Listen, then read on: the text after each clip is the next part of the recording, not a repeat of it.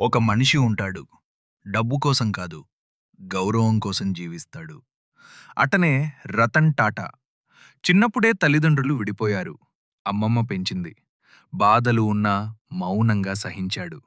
ఒకరోజు టాటా కంపెనీలో చిన్న ఉద్యోగిగా మొదలయ్యాడు. కానీ అతని కల మాత్రం భారతదేశానికి మంచి చెయ్యాలి అన్నది. Tata Indica, Tata Nano, Tata salt, Tata tea.